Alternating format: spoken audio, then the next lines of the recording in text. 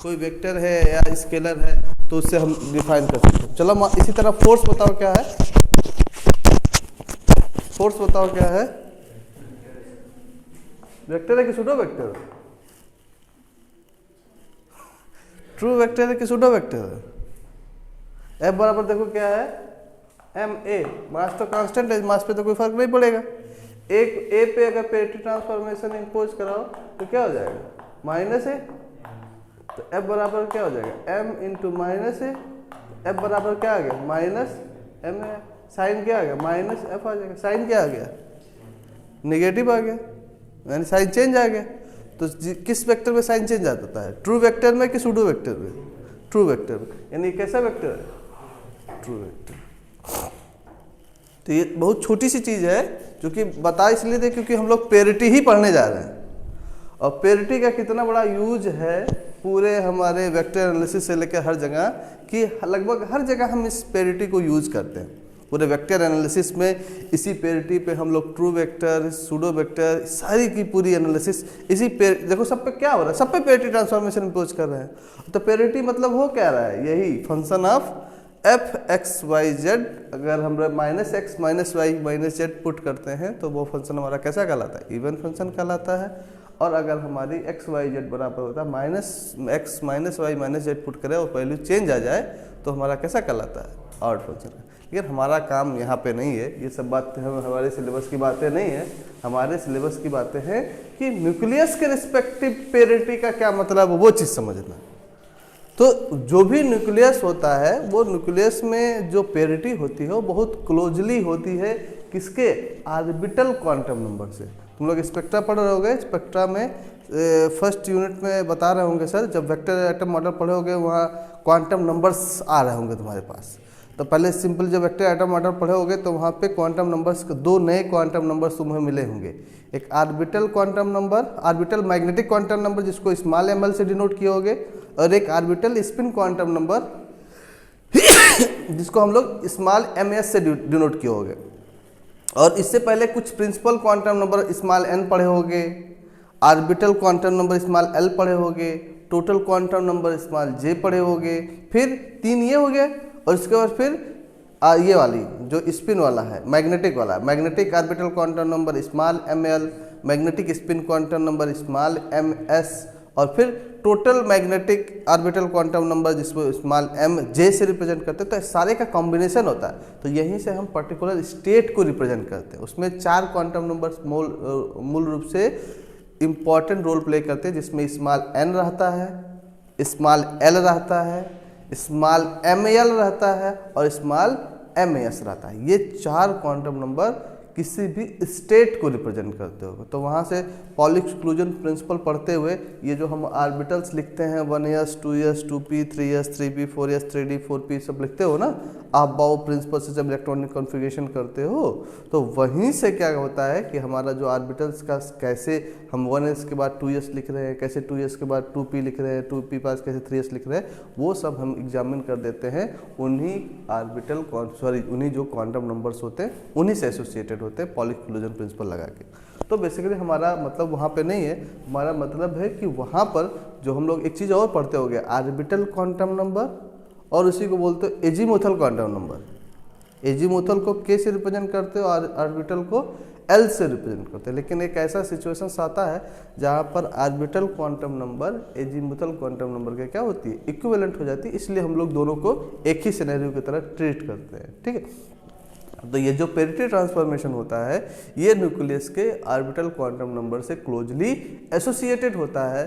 अगर हमारा उस न्यूक्लियस का जो ऑर्बिटल क्वांटम नंबर है वो इवन है तो उसकी पेरिटी इवन होगी। अगर उस न्यूक्लियस का जो ऑर्बिटल क्वांटम नंबर वो ऑड है तो उसकी पेरिटी क्या होगी, ऑड होगी। इसमें कोई कंफ्यूजन की स्थिति नहीं होनी चाहिए। ये सब प्रॉपर्टी इसलिए सिंगल सिंगल करके बता रहे हैं ताकि एक जब कंप्लीट रूप में जाए तो हमको सारी प्रॉपर्टीज के बारे में डिस्कस हो जाए। पहले हम लोग प्रॉपर्टी क्या देखे थे, एटॉमिक मास से रिलेटेड, यानी उस न्यूक्लियस का कंप्लीट अगर मास हमसे पूछा जाए तो हम बहुत आसानी से उसको रिप्रेजेंट कर सकते हैं। कुछ जो हमारे इलेक्ट्रॉन, जो फंडामेंटल पार्टिकल्स हैं, इलेक्ट्रॉन है, प्रोटॉन है, न्यूट्रॉन है, इसका मास अगर किलोग्राम में हमसे पूछे तो कितना होगा, मिलियन इलेक्ट्रॉन वोल्ट में पूछे तो कितना होगा, मेगा एटॉमिक मास यूनिट में पूछा जाए तो कितना होगा, सारे का एक टेबल बना के हम लोग उसको कंप्लीट के लिए। दूसरी प्रॉपर्टी हम लोग क्या देखे थे, चार्ज की, कैसे चार्ज एसोसिएटेड होते हैं। तीसरी प्रॉपर्टी हम लोग क्या देखे थे, किसकी तीसरी प्रॉपर्टी क्या थी हम लोग की, डेंसिटी थी, डेंसिटी थी। चौथी प्रॉपर्टी हम लोग की स्टैटिक्स थी, स्टैटिक्स थी। और फिर पांचवी छठवीं प्रॉपर्टी हम लोग पेरिटी की देख रहे हैं। तो पेरिटी बेसिकली क्लोजली एसोसिएटेड होता है किससे, ऑर्बिटल क्वांटम नंबर से। तो लिख लो, parity is a fundamental nuclear property, parity is a fundamental nuclear property. और तुम लोग थोड़ा सा रेगुलर हो, बहुत इंपॉर्टेंट चीज़ चल रहा है न्यूक्लियर फिजिक्स, अगर ये नहीं समझे रहोगे तो फिर अप्रोच नहीं कर पाओगे। छोटा सा चैप्टर है, इंपॉर्टेंट चैप्टर है और एग्जामिनेशन में आता है, इसलिए शुरू से ही इस पेपर में हम पहले वही चैप्टर ही शुरू किए हुए हैं जहाँ से एग्जामिनेशन पे नंबर ऑफ क्वेश्चंस ज़्यादा आते हैं, जहाँ से तुम कम से कम उन्हीं चैप्टर्स को पढ़ के काफ़ी अच्छा नंबर स्कोर कर सकते हो। जैसे तुम्हारा लेजर का क्वेश्चन देखते होगे, पेपर भरा रहता होगा, न्यूक्लियर पार्टिकल से तुम्हारा जो पार्टिकल एक्सेलरेटर से क्वेश्चन आता रहता होगा, न्यूक्लियर फिजिक्स से क्वेश्चन आता रहता होगा। तो हम ये चाहते हैं कम से कम जितना पढ़ो उतना तुम्हारा अप्रोच वहाँ पर मैक्सिमम रहे और कोई भी चीज़ का कन्फ्यूजन ना रहे। और हमेशा प्रयास करो कि 6 बजे की तुम्हारी क्लास आती है तो 6 बजे यहाँ प्रेजेंट रहो, ताकि 1 घंटा तो कम से कम पढ़ लो। 1 घंटा पढ़ोगे तो कुछ ना कुछ जाएगा। अब ऐसे ही 15-20 मिनट लेट करोगे तो हर क्लास 15-20, उसके बाद तो समय मिलेगा नहीं, तो 15-20 मिनट तुम्हारा ही लॉस हो रहा है ना। उस लॉस को अपना कैसे गेन करना, उस पर फोकस करना चाहिए और प्रॉपर 6 बजे आओ, पूरी क्लास अटेंड करो, कुछ सीख के जाओ। मतलब यहाँ ऐसे ही पढ़ने से तो बहुत कुछ मतलब हमको नहीं लगता सिनेरियो को रिजल्ट निकल पाएगा, ना तुम समझोगे ना हम समझेंगे, तो रिजल्टेंट क्या हो जाएगा, 0 हो जाएगा। अगर यहाँ पढ़ रहे हो तो रेगुलर पढ़ो, मेहनत से पढ़ो, डेली जो भी मन में घर से जाके रिवाइज किया करो, मन में कोई डाउट हुआ करे उसको आके डिस्कस किया करो, पूछा करो। यहाँ तो इतनी बड़ी संख्या नहीं है, इतने ज़्यादा लड़के नहीं है कि तुम पूछ नहीं पा रहे हो और हमारे पास समय नहीं है कि बता ना पाए। हम कह रहे हैं तुम पूछो, तुम पूछना ही नहीं चाह रहे हो, यानी कि तुम घर पे जाके पढ़ते नहीं हो, इसीलिए नहीं पूछ रहे हो। पढ़ते तो जाहिर सी बात है कुछ ना कुछ प्रॉब्लम होता, अनसॉल्व उठाते देखते तो भी मन में प्रॉब्लम होता है कि ये चीज़ पूछ रहा है, ये चीज़ हमारे नोट्स में नहीं दिख रहा है, क्योंकि प्रॉब्लम होता है, क्योंकि डायरेक्ट क्वेश्चन तो पूछता नहीं, क्वेश्चन ट्विस्ट करके ही मैक्सिमम टाइप में पूछते हैं। जब क्वेश्चन देखोगे, अपना नोट्स देखोगे तो पता चलेगा क्वेश्चन में पूछा कुछ और है, हम लिखे कुछ और है, तो उसमें लिखना क्या है। तो ऐसे तैयारी करोगे तब तुम्हारी तैयारी 100% मानी जाएगी। नहीं तो अगर इस तरह की तैयारी नहीं कर रहे हो तो मतलब अपने सब्जेक्ट के साथ तुम लापरवाही कर रहे हो और इसका भरपाई तुम्ही को करना रहेगा, क्योंकि जब एग्ज़ाम समय पास आ जाएगा तब सब इधर उधर सब देखना शुरू करोगे, तो जो तैयार भी करोगे वो भी भूलता चला जाएगा, क्योंकि इतना वर्डन रहेगा कि ये स्पेक्ट्रा पढ़ें कि मॉडर्न फिजिक्स पढ़ें, तो अभी तो इसका दूसरा पार्ट शुरू नहीं हुआ, स्टैटिस्टिकल मैकेनिक्स, इसलिए पहले आसान चीज़ें पढ़े। स्टैटिस्टिकल मैकेनिक्स वो अपने आप में एक टफ पार्ट है, उन चीज़ों के एनालिसिस करना, पूरी की पूरी प्रोबेबिलिटी है। फिर क्वांटम मैकेनिक्स, तुम्हारे पास एक तरह से देखा जाए तो बीएससी थर्ड ईयर में बहुत फिजिक्स पढ़ना है।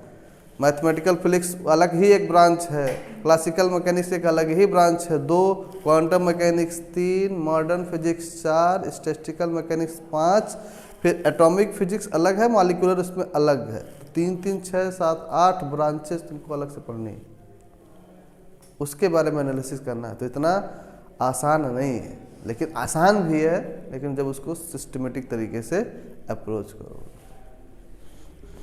चलो तो क्या लिखे, parity is a fundamental number, fundamental nuclear property, parity is a fundamental nuclear property, full stop. Next line से लिखना, for even parity, for even parity, next line से ना, for even parity f x Y z बराबर f minus x minus Y minus z, and for odd parity f x Y z बराबर minus f minus x minus Y minus Z.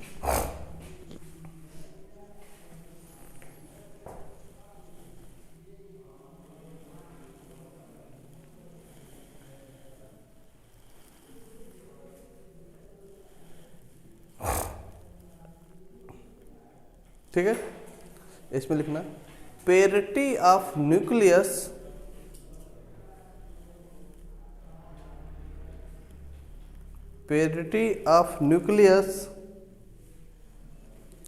is closely associated with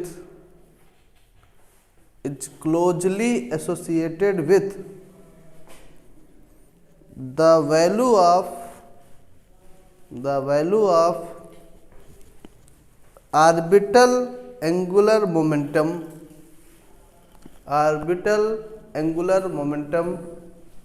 small l, full stop. As a rule,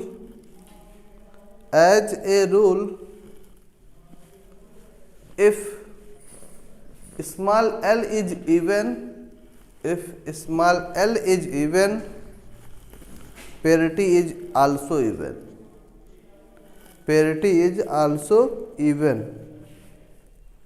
And if small l is odd,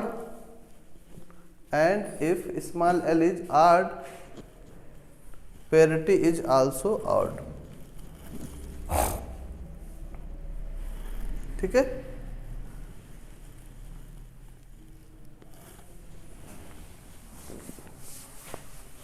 next property हमारी nuclear spin.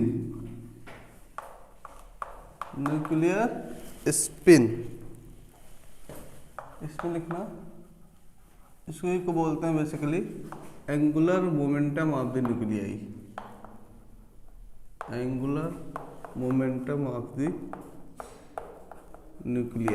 यही basically क्या बताता है, nuclear spin को represent करता है। Properties number 7,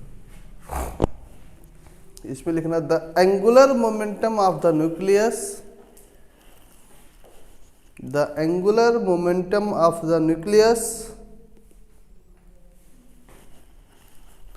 known as its spin,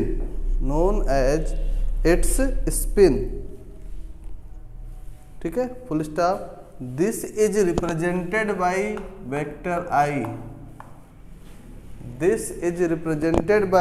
vector I, and a magnitude is given by vector I बराबर under root I plus 1 into h cut.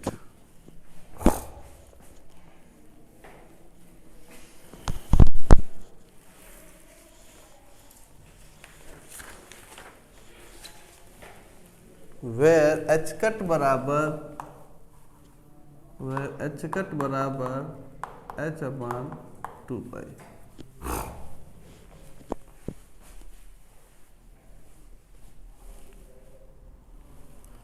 ठीक है, फुल स्टॉप। नेक्स्ट लाइन लिखना here I is integer or half integer. Here I is integer or half integer. ठीक, full stop. Next line से note करके लिखना note 1।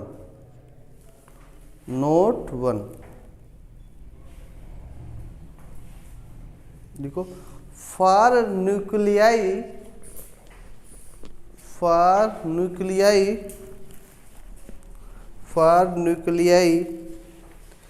with even mass number,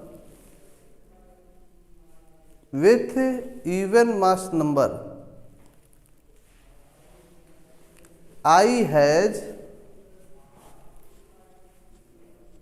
integral value, while for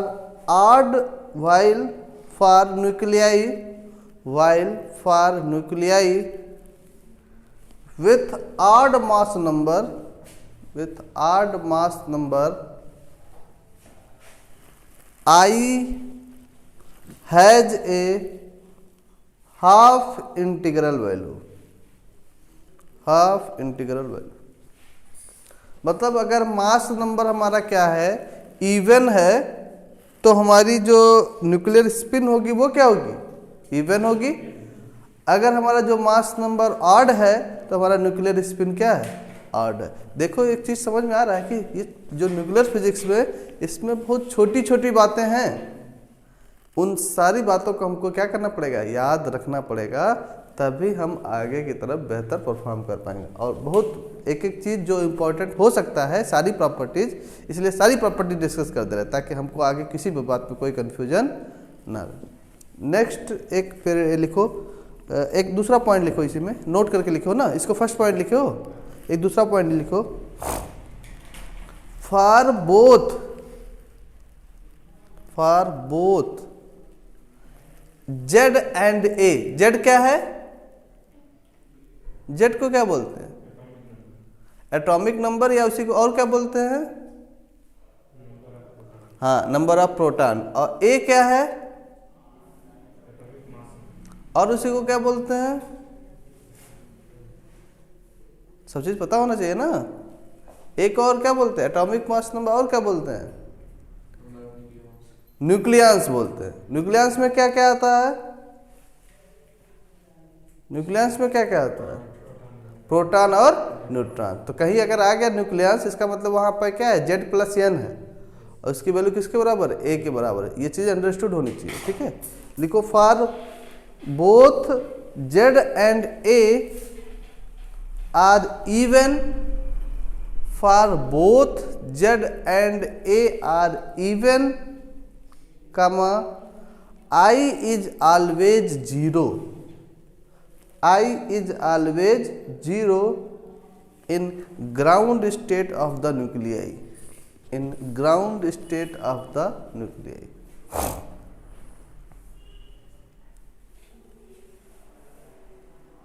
ठीक है, अगर Z और A किसी भी न्यूक्लियाई का क्या है, इवन है, तो हमेशा उसकी जो वो होगा न्यूक्लियर स्पिन होगा वो कितना होगा, जीरो। अभी इस चीज़ को हम लोग एक्सप्लेन करेंगे जब अभी इसी चैप्टर में हम लोग पढ़ेंगे न्यूक्लियर मॉडल्स पढ़ेंगे। न्यूक्लियर मॉडल्स में पहला मॉडल पढ़ोगे लिक्विड ड्रॉप मॉडल, और दूसरा मॉडल पढ़ोगे सेल मॉडल। यही दोनों हमारे सिलेबस में भी है। तीसरा एक और मॉडल होता है कलेक्टिव मॉडल, तो वो हमारे सिलेबस में नहीं है। कलेक्टिव मॉडल बेसिकली क्या होता है कि जैसे कुछ थ्योरीज होती है, जैसे कोई भी मॉडल बनता है, जैसे कोई भी लॉ बनता है, तो वो किसी चीज़ को एक्सप्लेन नहीं कर पाता है, इसलिए वो वहीं पर क्या हो जाता है, फेल हो जाता है। फिर उस चीज़ को दूसरा लॉ एक्सप्लेन कर देता है या दूसरा मॉडल एक्सप्लेन कर देता है, तो वो मॉडिफाइड फॉर्म में हो जाता है। फिर ऐसे वो किसी भी प्रॉपर्टीज़ को शो नहीं कर पाता है, फेल्ड हो जाता है, फिर उसके रिस्पेक्टिव फिर वो उसी को एक्सप्लेन कर देता है, तो वो उसका मॉडिफाइड फॉर्म में। ऐसे ही ना सिनेरियो चलता रहता है। ऐसे जब लिक्विड ड्रॉप मॉडल आया तो लिक्विड ड्रॉप मॉडल स्पिन और पेरिटी को एक्सप्लेन नहीं कर पाए लिक्विड ड्रॉप मॉडल। तब हमको एक नए मॉडल की जरूरत पड़ी जो स्पिन और पेरिटी को एक्सप्लेन कर जाए, तब सेल मॉडल आ गया। सेल मॉडल जब आ गया तो वो क्वाड्रिपोल मूवमेंट एक और प्रॉपर्टी जो उसको शो नहीं कर पाया, उसको सेटिस्फाई नहीं कर पाया, तब क्वाड्रिपोल मूवमेंट को एक्सप्लेन करने के लिए हमारा कलेक्टिव मॉडल आया, तो वो कलेक्टिव मॉडल हमारा क्या था। ऐसे हर एक मॉडल जो है अपने रिस्पेक्टिव बने हुए हैं। तो हमारे सिलेबस में बेसिकली तो वही चीज़ बात कर रहे थे कि स्पिन और पेरिटी की जब बात करेंगे तो हम बेसिकली ज़्यादा फोकस किस पे करेंगे, सेल मॉडल पे करेंगे। और वहाँ हम लोग डिफरेंट, जैसे हम लोग एटॉमिक कॉन्फ़िगरेशन करते हैं ना कई सारे एलिमेंट्स का, सेम उसी तरह हम लोग कई सारे हमारे पास एलिमेंट्स ऐसे न्यूक्लियस कोई लिखा रहेगा और उस न्यूक्लियस को देख के बताना रहेगा कि इसकी बताओ स्पिन क्या होगी, इसकी पेरिटी क्या होगी। और ये जो क्वेश्चंस हैं ये हर कॉम्पिटिटिव एग्जाम्स में भी फिक्स्ड रहते हैं, आते ही आते हैं, चाहे तुम्हारा नेट से लेके कहीं भी, कि न्यूक्लियस दे दिया, जैसे 2BHO4 दिया, 2B4 दे दिया, बेरिलियम दे दिया। अब पूछेगा इस बेरिलियम न्यूक्लियस का स्पिन बताओ, इस बेरिलियम न्यूक्लियस का पेरिटी बताओ, तो वो डिफाइंड होगा उसके सेल मॉडल से। सेल मॉडल में उसको कैसे एक्सप्लेन करते हैं, कैसे डिफाइन करते हैं, फिर उसके आधार पर उसकी स्पिन और पेरिटी हम लोग डिफाइन करते हैं। ठीक है, चलो नेक्स्ट एक प्रॉपर्टीज लिखो, magnetic moment.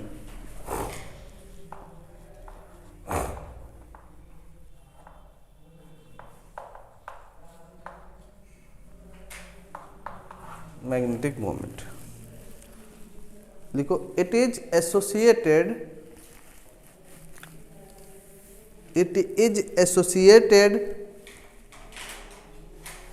with spin of protons it is associated with spin off protons and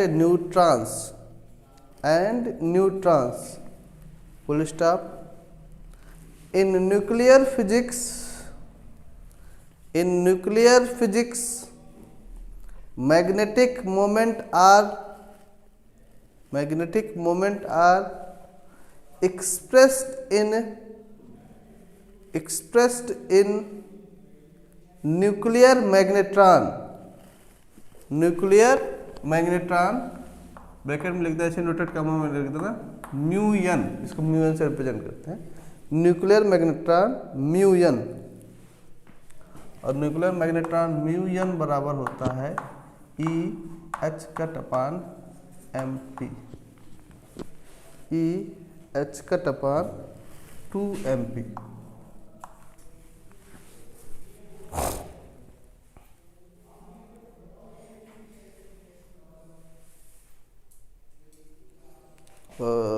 इसकी सारे की वैल्यूज हमको पता है ना, ई की वैल्यू पता है कितना होता है 1.6 इंटू 10⁻⁻⁹, और ये क्या हो गया चपान 2 पाई, तो 6.6 इंटू 10⁻34 होता है एच की वैल्यू,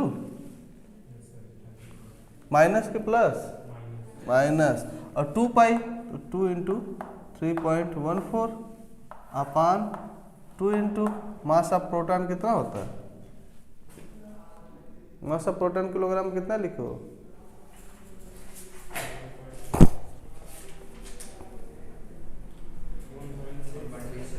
1.67 इंटू 10⁻⁻27। जरा कैलकुलेट करो इसकी वैल्यू कितनी आ रही है।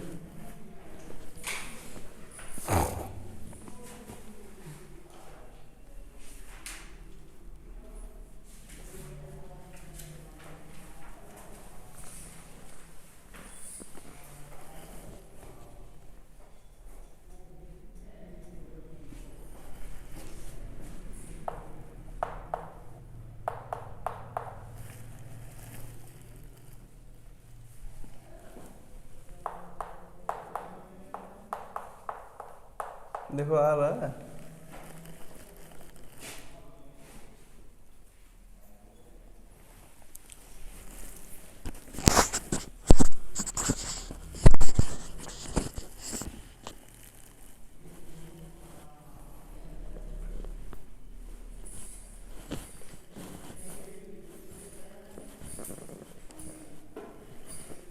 तो 2 into 3.14 2 into 6.67 into 10/34 अपॉन है। एच कट बराबर क्या होता है, चपान 2 पाई होता है ना, यही ना होता, जानते हो ना, एच कट बराबर एच अपान 2 पाई। अरे मोबाइल से कैलकुलेट करो, जल्दी कैलकुलेट करो, कोई जल्दी नहीं है, एग्जाम में ये कैलकुलेट करने के लिए नहीं आएगा, डाटा हम मैच करना चाहते हैं कि कितना आता है अप्रॉक्सीमेटली इसको इक्वल टू।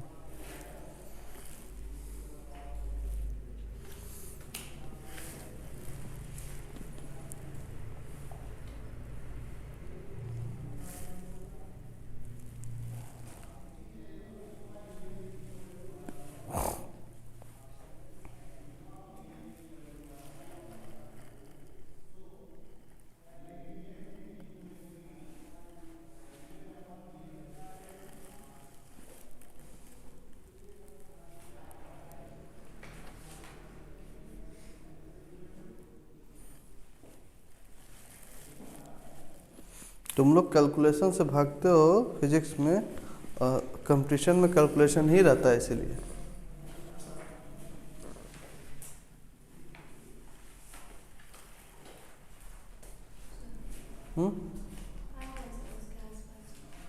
आ गया देखिए,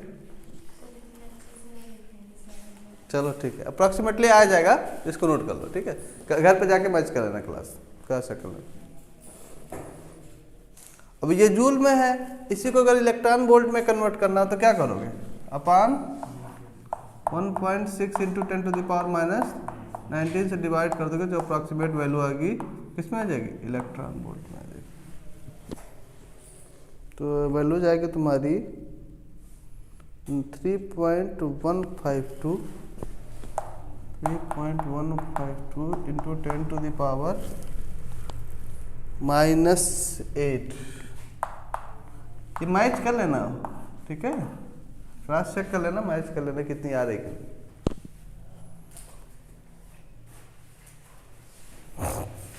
हो गया। नेक्स्ट लाइन से लिखना, the spin magnetic moment of protons and neutrons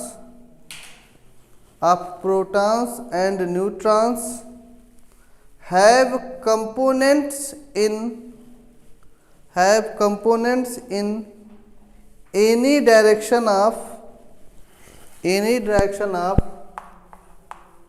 proton mu p बराबर ±2.93 μn एंड न्यूट्रॉन म्यून बराबर ±1.193 म्यून। ठीक है, ये हमारा प्रोटॉन है, ये हमारा न्यूट्रॉन है।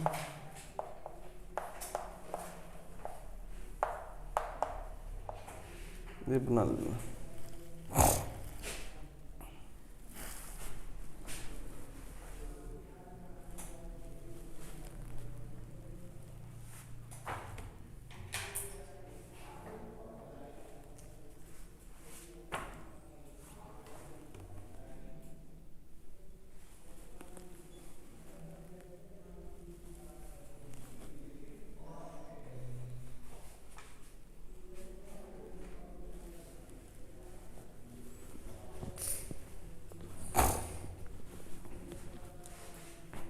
हो गया,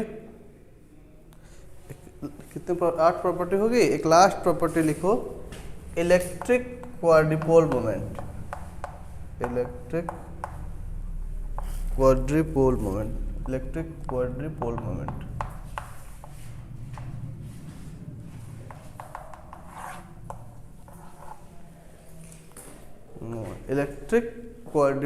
moment.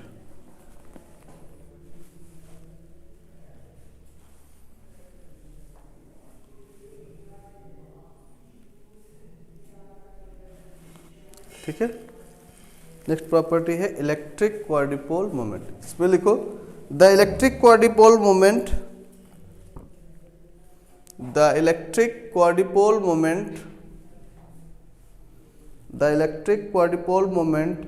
in a nucleus arises due to non-uniform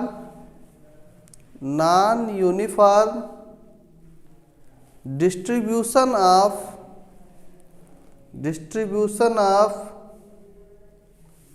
electric charges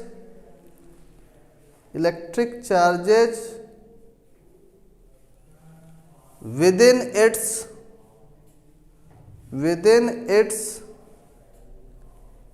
periphery, periphery, full stop। experimental evidences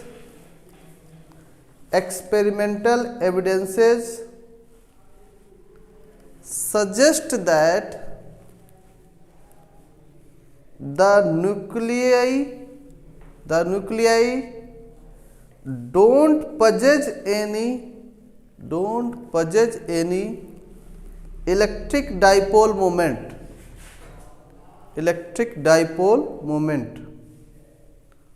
but the electric quadrupole moment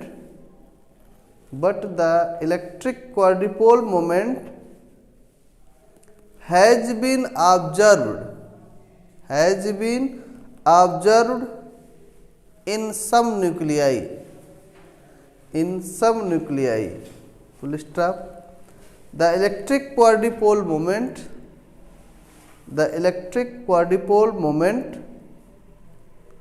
is a measure of is a measure of the departure of the nucleus from the spherical symmetry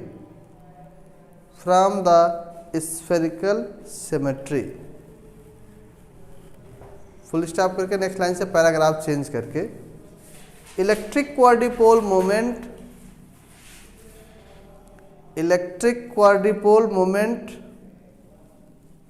may be either positive or negative, full stop. A positive value indicates that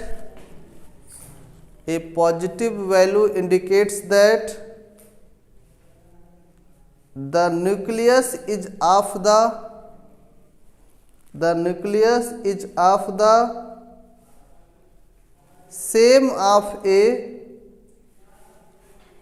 of a problet spheroid, problet spheroid, problet spheroid, that is it is elongated along the axis,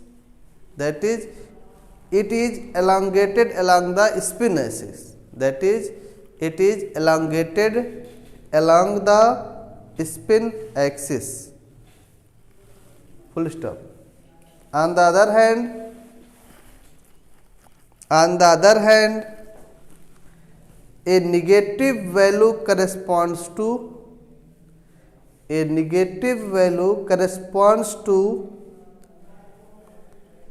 an oblate spheroid, oblate spheroid, oblate spheroid, full stop. Sum of the nucleus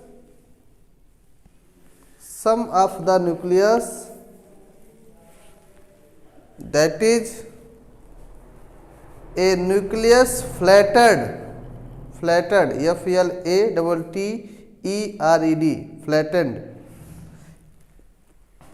perpendicular to spin